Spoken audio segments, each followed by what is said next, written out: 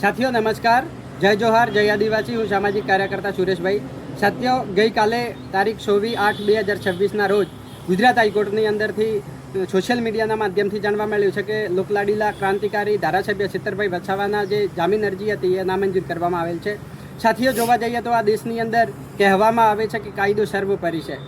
ચાલો, બહુ સારી વસ્તુ છે, ખરેખર એ જ થવું જોઈએ। પણ હા, કે આ જ ગુજરાતની અંદરથી અત્યારે દેશના ગૃહમંત્રી કહેવાતા અમિત શાહ એક ટાઈમ માટે ક્રાઇમની અંદર એ લોકોએ તડીપાર હતા, પણ આજ દુઃખની વાત છે કે એ અત્યારે ખરેખર ગૃહમંત્રી છે દેશ લેવલે। પણ હા સાથીઓ, અમારા આખા ટ્રાઇબલ બેલ્ટની અંદર જ્યારે ધારાસભ્ય છેતરભાઈ વસાવા સાહેબ શ્રી છૂટાયા છે તો ખરેખર જમીન સ્તર લેવલે ખરેખર જીવન જરૂરિયાત, રોજી રોટી, કપડાં, આરોગ્ય, શિક્ષણની જે વાત હોય ખરેખર એ લોકો અવાજ બુલંદ કરવાનું કામ કરે છે। તો રાજકીય કિન્નાખોરી રાખી ક્યાંક ને ક્યાંક આ બીજેપી સરકાર એમને દબાવવા માટેના હર હંમેશા પ્રયત્નો કરે છે। પણ સાથીઓ, હું કહેવા માંગીશ, અમારા ટ્રાઇબલ બેલ્ટની અંદર અમારા જેવા જે કાર્યકર્તાઓ છે જ્યારે રોજી રોટી, કપડાં, આરોગ્ય, સુખાકારી માટેની વાત કરતા હોય છે, જ્યારે અમારે જળ જંગલ જમીનની વાત કરીએ ત્યારે આ વિસ્તારની અંદરથી ટ્રક અને ટ્રેક્ટરો ભરાઈને ખુલ્લે આમ લાકડાઓ જતા હોય છે।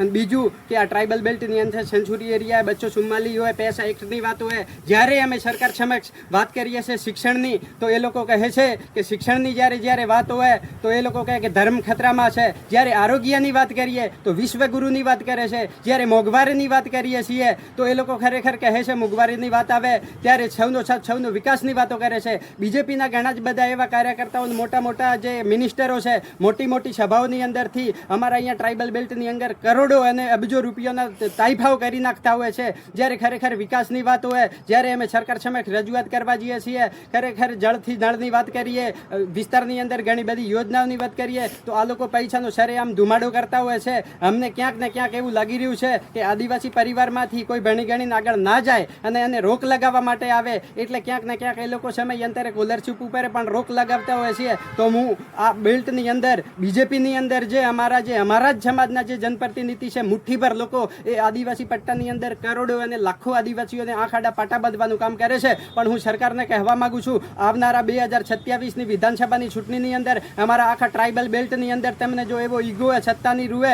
તો અમે આખા બેલ્ટની અંદર બીજેપીને ઉખાડીને ફેંકી નાખવાની અમે પણ પ્રતિજ્ઞા લઈએ છીએ।